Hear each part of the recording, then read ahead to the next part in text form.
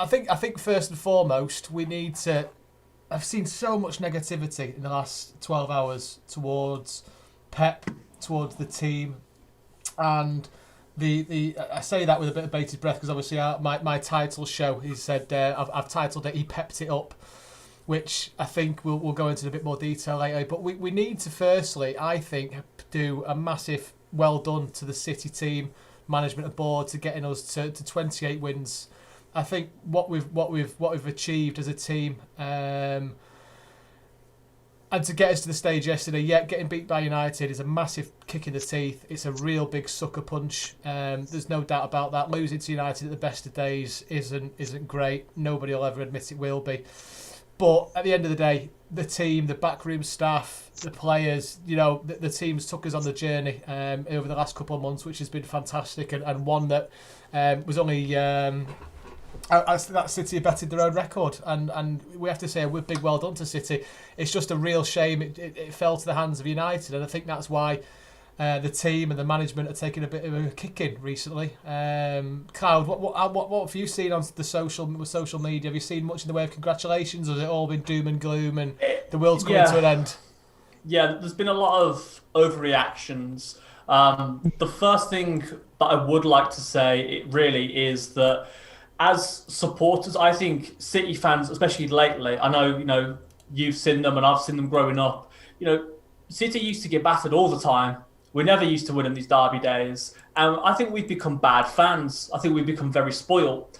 And after that happened, watching the whole game, what was running through my head was, okay, when your team get you on a 28 game unbeaten run, when they get you 21 wins without losing, you kind of have to stand by them after everything they've given to you as well. You've got to be a good supporter and stay off social media. And also, you've got to give the respect to United. United came out hungry with desire, and they played tactically an absolutely excellent game. They were so well in how they played. City weren't bad, but eventually the streak had to come to an end, and it just sucks that it happened against United. But we have to deal with that. Absolutely, I couldn't say it less. Bad, but eventually the streak had to come to an end, and it just sucks that it happened against United. But we have to deal with that. When the next time we play United, a better reason to come back and beat them. I think it's a bit too much if you go on to social media and start blaming everyone, because at some point you're gonna have to accept that United were just a better team that day. It was not meant to be. Yeah. What's your thoughts, Tibbs? Yeah, I didn't see too much of a reaction on my side. What I did see was obviously people feeling sad that not only had we lost, but we lost to United in the derby. But I did see some interesting memes about how, now we're only 11 points clear, things of that nature. So yeah, it's somewhat reminiscent, I think, of what was it, the 2017-18 season, the Centurion season, when we could have finished ahead and against United and didn't. But I'm not worried for the league. It just sucks that we lost this one game.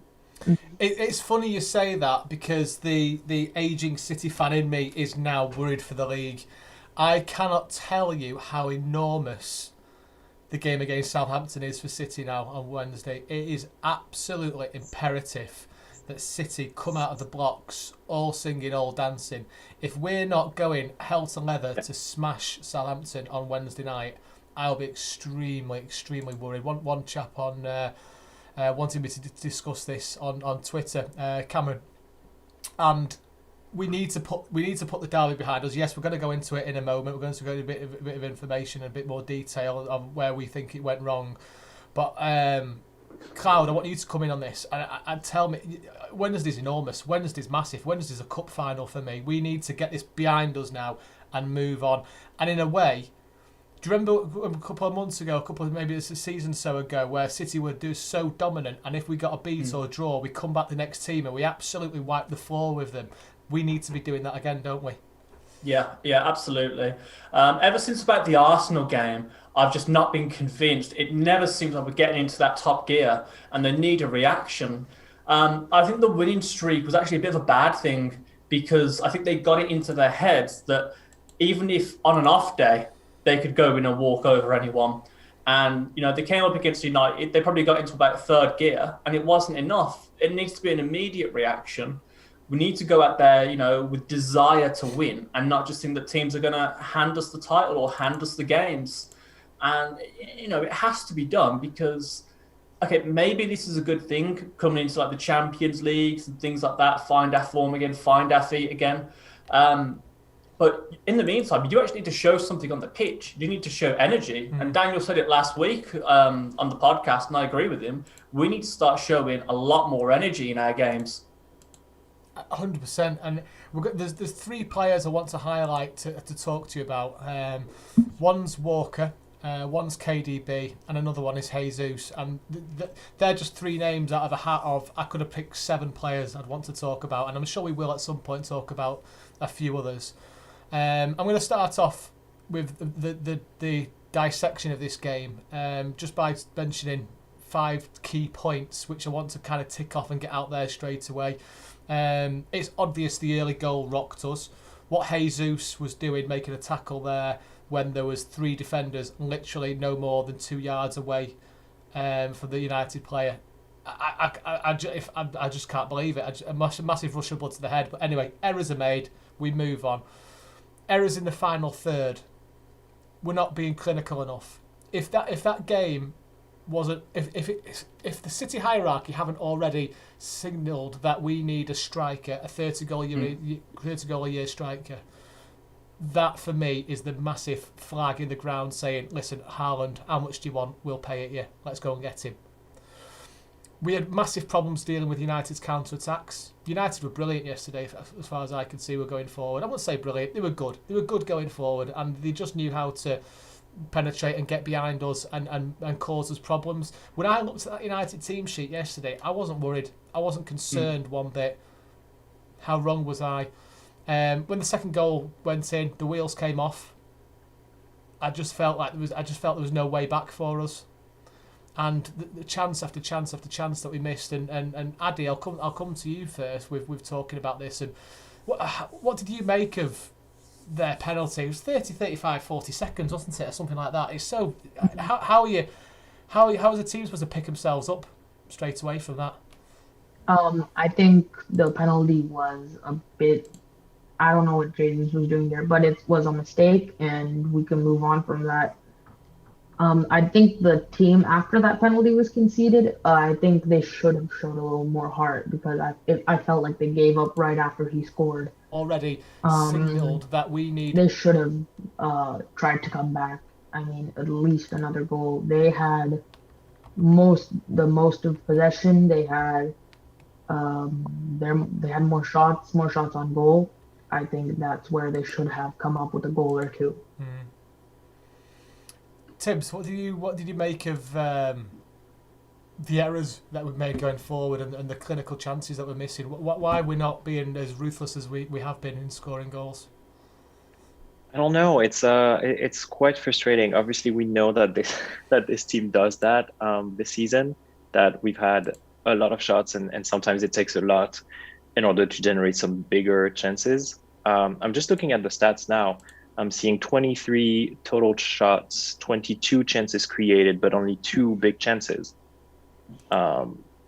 23 shots, only 6 on target. That's very low for us. And yeah, against this United team, we know that on paper we're much better than them. As you said, looking at the lineups, I wasn't worried either. But we just need to take it seriously, and maybe after that first penalty, we need to show some hubris and just go for it the way that we're able to do with other teams that are not United. I'm thinking of the Wolves game last week, where just a couple minutes after they scored, we were able to get back and get back into the game, score another one, and then take it from here. It was quite frustrating to see this. It was quite frustrating to see passes being intercepted. KDB not really sharp at the moment. I'm sure we'll get to that later.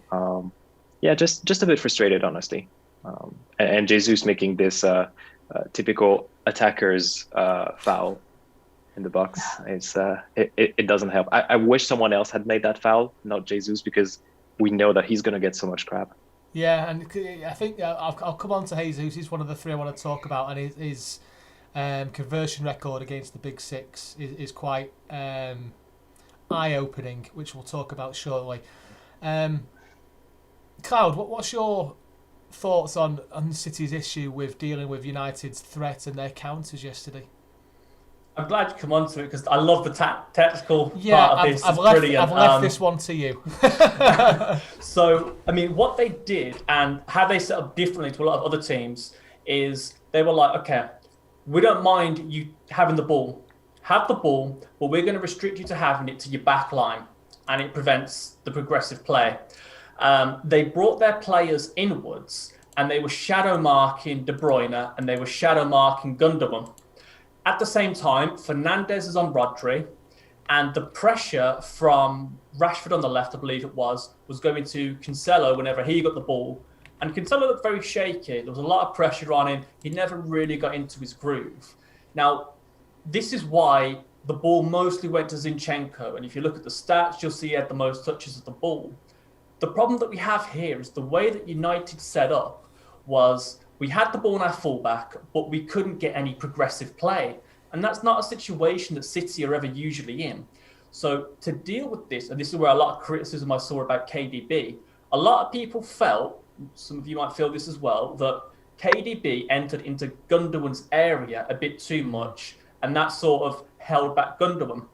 The reason they did this was they have to drag the markers out of position, they overload that area, create triangles, and then play the quick switch to Mahrez. Cancelo, in the meantime, would run in front of Luke Shaw into the half space, and that opens up Mahrez on the right. And that's why you see Mahrez would throw a dummy and then cut inside, cut outside, put Shaw on the floor. And that's kind of what City were going with, trying to overload those areas, because they couldn't build up as they were normally doing. The reason we don't see this done a lot is you have to be so on top of your game from a defensive standpoint. Know your area, know who you're marking. Not every team can do it. And that's why it was brilliant with United, how they managed to keep that composure for 90 minutes. And then we never got into that final third. They were very, very great. So we had a lot of shots, but if you look at the XG, there's never like a huge spike coming up. And in terms of, I won't analyse the first goal because it's a moot point, but for the second goal, what was happening? Cancelo was coming back into a back four, and this isn't me slating Cancelo, by the way, and Mahrez was trying to press the centre-backs. So Maguire could then loop the ball over him, go to Shaw. Cancelo's then faced with Rashford on the left and Luke Shaw. He's in a 2v1. Diaz can't come over and support him because then Zinchenko and Stones have got too wide of an area. They can break the lines. And Fernandes will come through. Martial will come through. And, okay, it was a pretty lucky second goal going through Rodri's legs. But that's how, really, we played ourselves in a way. We just weren't ready to deal with them on that night. Mm-hmm. Well said. It's a funny one with KDB and Gundogan. I'm starting to feel that they can't play. Remember that thing about Paul Scholes and Gerrard and Lampard not being able to play in England's midfield together? I'm starting to have that vibe about Gundogan and KDB. I felt yesterday and the game before that KDB's not been up to scratch, and he definitely shadowed, or certainly put a shadow over Gundogan's presence in the game. Gundogan's not been the same player since he's been back, and KDB's been back in the same team. It's getting to a stage now where I don't see KDB. And that's the worst game I've ever seen KDB play for City. I'm going to have to get that straight off my chest and say that. You know, for him to start at the expense of Bernardo or Foden was a really bad decision for me. Foden, Manchester born and bred, hates United more than anybody in City's academy, as far as I can see. I feel like they brought him on too late. He did massively. He brought him on 75 minutes too late. He should have started. He should have started. And I put a post out a couple of days ago about KDB playing in the false nine position and playing and starting Foden off the bench. But having witnessed what I saw yesterday with KDB, I just can't understand why KDB came in at the expense of Bernardo or Foden. I think in the games like this, you need to have the energy of both of those players, and not having them was footballing suicide for me. And I'm going to come on to the Southampton game in a little bit later on, but I'd be really disappointed if I see Bernardo or Foden on the bench again, because I just don't think it's deserved from them. Here's a question for you, and this is a really tough question, because I've not seen this proved. I don't know if Pep takes the derby seriously. I just can't show myself to. Does he just see it as a normal game? In my head, the team we played yesterday needed to be 11 City fans going up against United, and I didn't see any passion, fight, determination. I could have pulled off 5 or 6 or 7 players from that game yesterday and put academy kids in that I thought would have given more passion and energy than them, and that really hurts me to say that. Granted, we probably would have got smashed. I don't mind losing as long as we go out fighting. I really don't, and I felt really disheartened after that game yesterday. I don't know, Addy. What's your thoughts on that? Do you think Pep takes derbies seriously, or do you think it's just another game for him? I think Pep takes it as seriously as any other game. The team didn't show any fighting spirit after that first goal.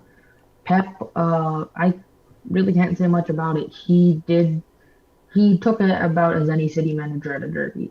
He tried to keep calm, but in the end, it just fell out, and the game was out of our hands.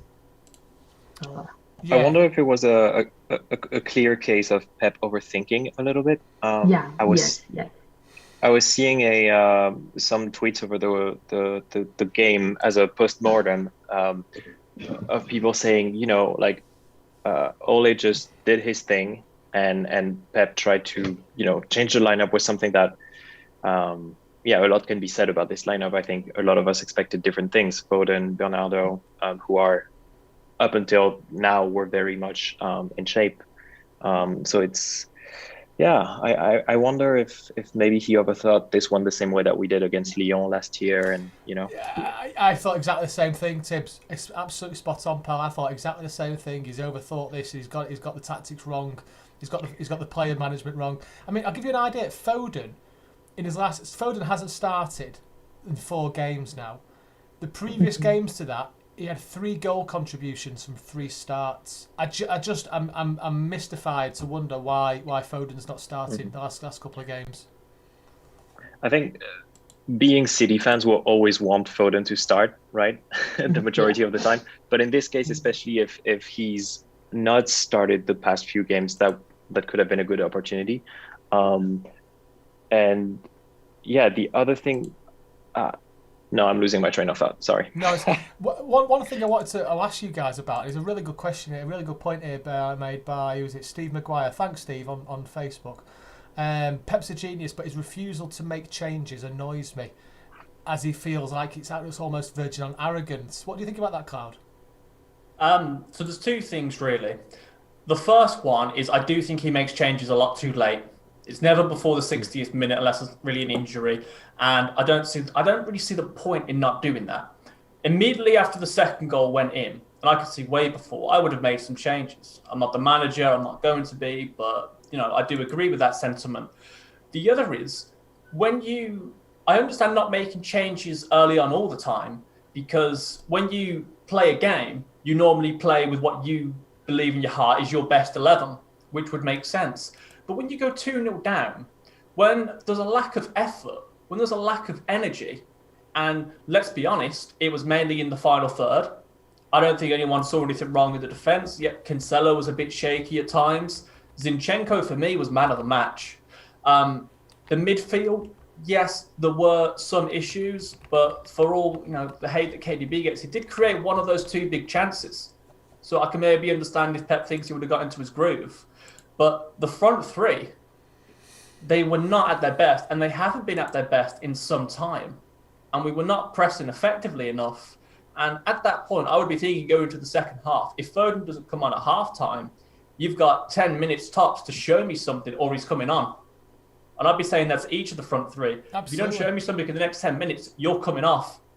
Bernardo's had moments this season where he's been in the form of his life. Absolute form of his life. And I just can't... I can't fathom him or Foden not starting, or both of them together. I really can't. Jesus. I would have started. Yeah, I mean, Jesus and Sterling haven't scored against United for City. Never. Never. And, you know, I know that doesn't form, etc., etc. That doesn't count. You've got to do it first time, etc. I know Sterling's done it against Liverpool this year. But, again, Fernandinho, brilliant against United in the last derby in the Cup. Absolutely brilliant. And he was benched. I feel like we needed that level-headedness to come in. But, you know, I mean, Pep said himself, didn't he? What did he say? The exact words is going on the screen now. Congratulations to United. Now we arrive in the most important part of the season. We need 6 or 7 wins to be champions. Maybe Aguero could have played. Maybe I made the wrong decision. No one knows. I know, Pep. I know you made the wrong decision. And a lot of City fans know you made the wrong decision. You should have made substitutions sooner. And when you need a goal, why is Aguero not coming on? When you need 2 goals, why is Aguero not coming on? I couldn't fathom it yesterday. Has something happened between him and Aguero, or has he just lost confidence with him, or is he worried about him picking up another injury, or is he going? Is that it? Is he done now? I think it's just a question of fitness or when he's coming back from those. But I think I would have started Bernardo over De Bruyne or Jesus. It was clearly just a matter, like, Pep made a mistake. How many subs do we have? 3 subs this season, or due to the pandemic? Yeah, it's 3 of a choice of a few more. Yeah. We could have made 1 more sub earlier. We could have had all 3 of those subs come on at any time during the game, but Pep decided to put it like later off, like a student like putting off their homework until later in the year. Yeah, it didn't make sense. We could have had more attacking players come on and just switch our groove to putting more pressure on United, and they would have conceded if we went with that sort of mindset, but Pep decided to just stick with his game plan, and I guess that's just what happened to us. Is it Justin Barber? Hi Justin, hope you're well, pal. If Cud needs match fitness for Champions League, how's he going to get it? He needs to be playing these games. I want him to start now against Southampton. I don't know if he will though. That's my only concern. It's a tough one, this. I'm going to move on to Jesus. He's the worry for me now. He's scoring some goals for us, which is fantastic. He's only young. He's still 23, 24, 22, 23, 24, something like that. 22, 23. Yeah, so for me, yeah, great, fantastic. He's coming on. He's not a Sergio Aguero. We can fully accept that. But just to give you an idea, 43 appearances against the Big Six. 43 appearances against the Big Six, and he's scored 7 goals. Of those 43, he's had 18 starts, and he's scored 5 goals from the starts. It's not good enough. He's not good enough from those records. He needs to mature in footballing terms over the next couple of years to get anywhere near the boots that Sergio Aguero is going to be leaving. Which tells me we need to go out and we need to spend big on a Sergio replacement quickly. I genuinely wonder what's going to happen this summer, assuming that, just like every rumor out there has it, that we're going to go for a striker. We know that we need a striker.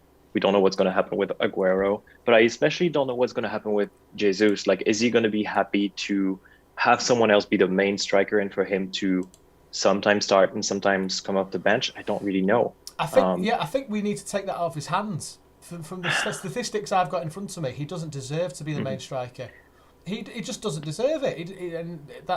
He's got to accept that. If he wants to be the main striker, he needs to be scoring goals, and he needs to not be giving stupid penalties away. Sorry, that's probably nothing to do with it, is it? But no, it's okay. Of course. I'm just like, it's so frustrating. Obviously, he tends to miss certain chances. Sterling does as well. Other players do as well.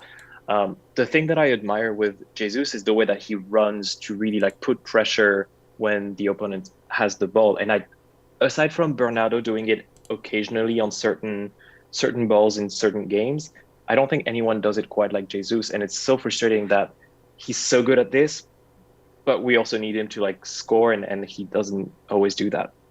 Not consistently anyways. Yeah, it's true. Can either of you three put an argument to tell me that Gabriel's going to be our main striker next season? No? Can't, can we? I don't. I think if we get a striker in the transfer window, it's definitely more of a competition. But if we get like one of those top five strikers, Jesus might lose his position as our number one seed, like Erling Haaland or anyone, considering joint that is gonna get, especially with all the money that City is considering investing in him. I think if they spend that much money on him, they're not gonna put him on the bench or let Jesus start over him. Yeah, I've not seen enough from Jesus to be the number one striker for City. I've really not. I mean, there's an argument to say he's not a striker. There's an argument to say he plays better on the left wing, and interchanges. So he's always going to be in and around the first team, isn't he? For the options he brings to the team up front. I think it's down to when I kind of look at it from an analytical point and the players that Pep has. I'm just going to name like a random lineup that kind of suits my agenda for this argument, which would be Ederson, Cancelo, Stones, Laporte, Zinchenko, Rodri, De Bruyne, Gundogan, Foden, Jesus, and say either Torres or Bernardo on the right wing. Now, when you look at that objectively as a starting 11, that seems to look awfully a lot like 11 midfielders. And I feel that Aguero's ready to play, but the way Pep is and the way the Spanish national team was around that time, it's more about having everyone play like a midfielder than having an out-and-out striker. And that might be something to do with it, his build-up play. His build-up play is fine, but when you need goals, you need an out-and-out. You need someone with an eye for goal. You need an out-and-out striker to come in. And I think that might be one of the problems where we're playing too much of that one-touch football but not getting into that final third. It's a recurring theme. It's not something I'm too worried about at this point because it is just the one loss. But the lack of goals we've scored in this season particularly, which just coincides with the fact that our main striker's been out for the majority of the season, is definitely something playing in my mind for the future, and especially the Champions League. Can't argue with that. When we talk about whoever else could come at City at the striker position, for me, I'm starting to think. So I've talked before a couple of weeks back about how much I really like Lukaku. He's not, the first on the list. Obviously, everyone wants Haaland, and maybe if not Haaland, then maybe Mbappe, whoever knows. But when I look at how Inter Milan is playing with Lukaku doubling up with Lautaro Martinez, I don't know if Pep would be willing to change his system, but I could see a way that it works with Lukaku playing with us paired with Jesus. Lautaro Martinez at Inter is using that position to press a lot and quite in a similar way to Jesus. So I wonder whether that could work for us. It's an interesting one. I can't see us not signing a striker. I'd be absolutely amazed if we didn't sign somebody. The problem we've got is, I say it's a problem. It's not a problem. We don't have the habit of going out and spending big bucks, do we, on the Haalands and the Lukakus of the world. We have a habit of buying the next gen. Thank you. Yeah, I'm looking for the right terminology. Next gen's a really good one. Yeah, the player that I don't watch European football. I mean, I'm too busy at the best of times. I focus all my efforts on City. I only knew about Ruben Diaz because one of our admins, Dan, raved about him for months and wouldn't shut up about him as a player he wanted to sign, and lo and behold, we signed him, and so I knew a bit more about him, which is fantastic. But the likes of the Torres of the world, never heard of him, and that's the type of player I can see us bringing in, which worries me because that will make Jesus our number one striker.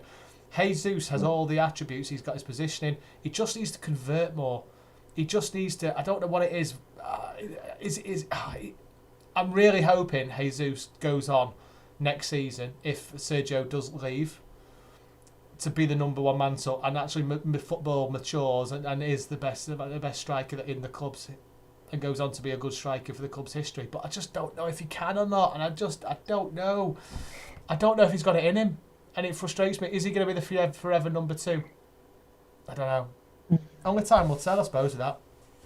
Yeah. I don't know if like City would be benefited by getting a striker. It might be better to get a midfielder to help out Gundogan, Rodri, and Bueno, or another defender, like maybe a fullback. That I don't know.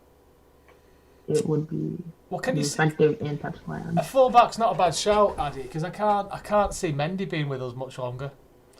I can't. I think left back. I don't think we can rely on Zinchenko. I thought Zinchenko had a solid game. I think he always does. He gives it 110%, which is exactly what we need.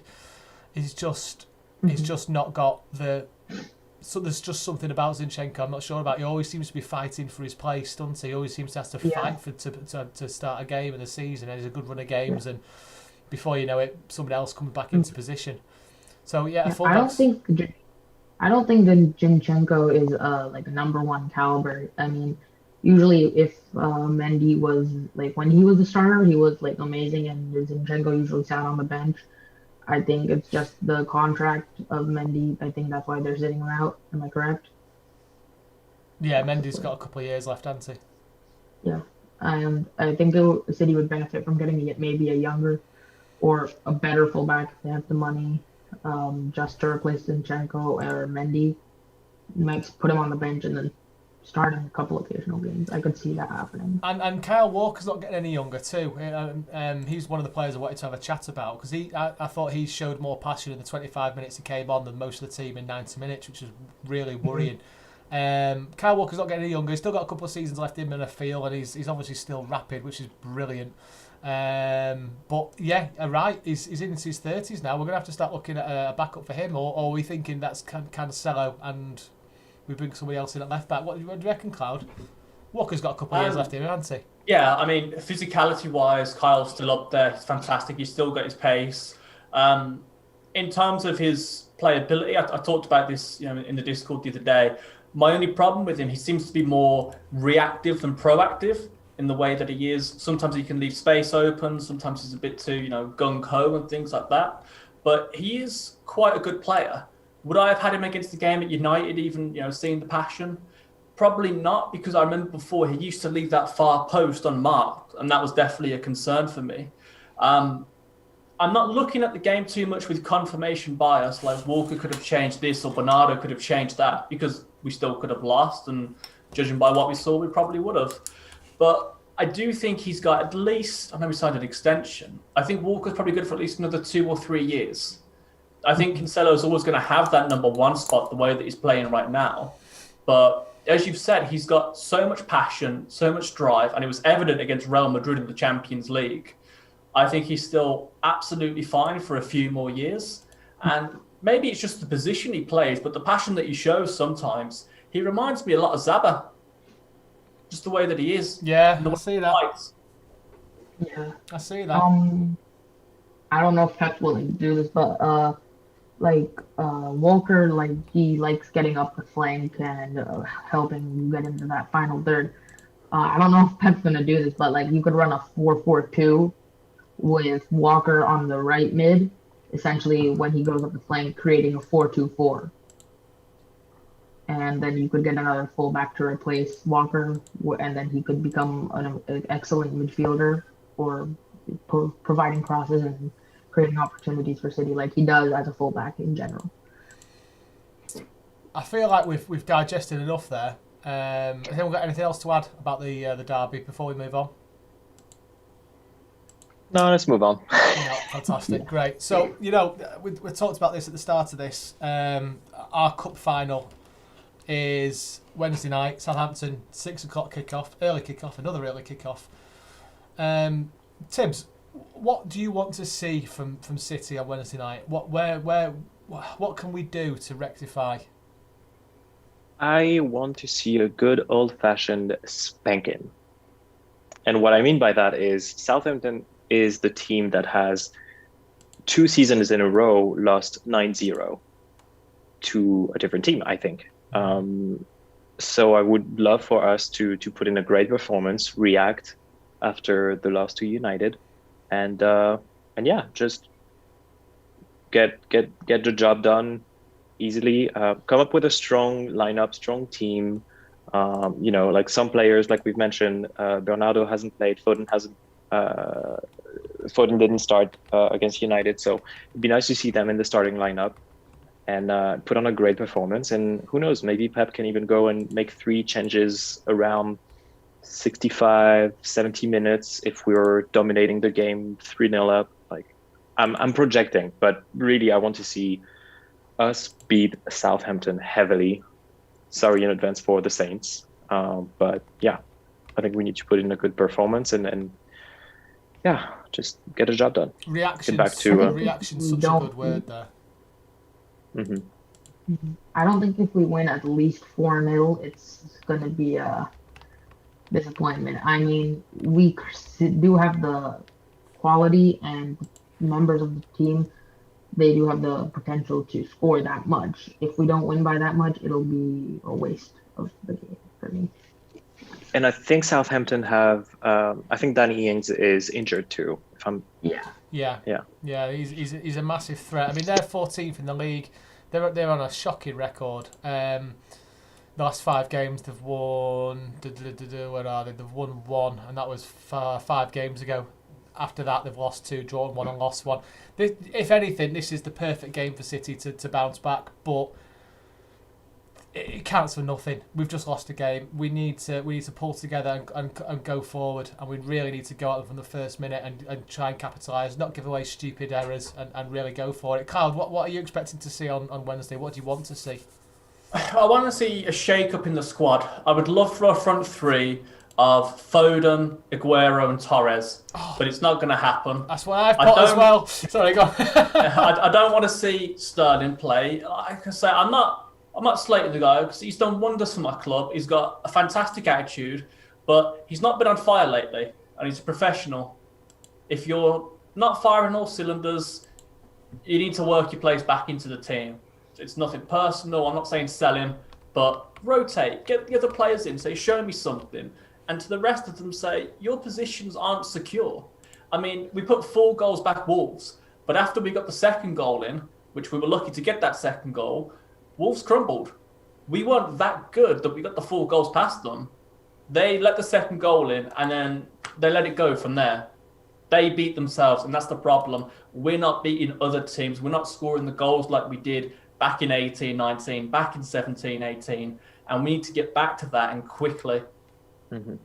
And give Raz a rest. I mean, he's played like almost every game, I think, in the starting lineup. That'll be good. Yeah, I think Sterling needs a rest. Yeah. Yeah, we could put Torres, Foden, or Silva, and they're all amazing choices. If we had a front 3 of just them, that would be all goals all day, I think. I'll give you an idea of my team for the game. I think I did this last night, so I was a bit grumpy when I did it. Ederson, I've kept Walker in, Stones and Diaz and Zinchenko. I've put Bernardo, Rodri, Gundogan, Torres, Aguero, Foden. So I've dropped KDB, I've dropped Sterling, I've brought Sergio back in. I think Foden and Bernardo, I can't see any argument not to play either of them. I think Gundogan's an obvious one. I think Rodrigo's an obvious one. The only iffy one there is Torres. But I think, you know what, it's time to give him a shout. It's time to give him a chance. I can't see this team in a month of Sundays. It'll probably be 5 or 6 players different to this. We know Pep. We know what Pep will do. Pep will start Sterling. Pep will start Kevin De Bruyne. Pep will start Jesus, because they're the 3 players people are criticising the most. So he'll start them. I'm absolutely convinced of that. But that's the team I want to see. Can you see any difference in that defence then? Cancelo didn't have the best game. I'm really disappointed with his performance. So I've gone for Walker, Stones, Diaz and Zinchenko. Can anyone put an argument in for anyone else to fit into that back 4? Laporte. Tell me about it. What do you think? I would put him in. I like his line-breaking passes. He's got such a great attitude. He's always there to fight. Not that Stones and Diaz aren't. I do agree. I think Cancelo should probably miss a game. He had a bad game. It's nothing against him. I just think he's been overworked. Walker also deserves the game time. Cancelo's still the number 1, but for this game, rotation, rest and rotation. Yeah. I want Laporte to come in. I want to see him build that chemistry with Diaz, or Stones. And then left back, it's still Zinchenko as shoe-in for me. I mean, like I said, I would love to see Mendy play again. But if Pep's not going to use him, don't bother playing, because he would need a run of games as well. But yeah, that back line is fantastic. And even if Diaz and Stones do play together again, they're a brilliant partnership. So I've got no complaints. Yeah, it's an interesting one, isn't it? Have you got any, right, well, anyone else, anything else to add, lads, before we shoot on and do score predictions for Wednesday? No, we'll move on to then. Addy, what's your thoughts, pal? I don't know about the formation we had. I think we ran 4-2-3-1 with Jesus at the sole striker and then De Bruyne, Sterling, and Martin. Right? All right.